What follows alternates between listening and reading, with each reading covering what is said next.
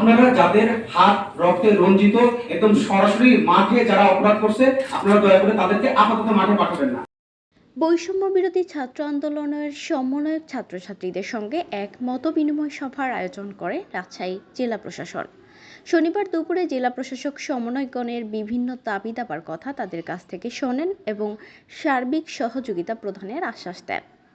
এ সময় বৈষম্য বিরোধী ছাত্ররা বলেন, আপনারা জনগণের দাবেদারে কাজ করবেন, কারণ জনগণ চিরস্থায়ী সরকার। আমরা কোনো দলের দাবেদারিতে থাকব না। আপনারা যদি আবারও কারো কথায় কাজ করেন তাহলে শিক্ষার্থীরা আবারও প্রতিহত করবে। এছাড়াও স্বৈরাচারী আচরণ, অনিয়ম ও দুর্নীতিতে ফিরে গেলে তারা প্রতিহত করবেন। মূলত তারা চান একটি বৈষম্যহীন ও ন্যায়ভিত্তিক রাষ্ট্র। এছাড়াও তারা বলেন, কোনো স্বার্থ মহল যদি দেশকে অস্থিরতা তৈরি করার চেষ্টা করে তাহলে আমরা প্রতিহত করব।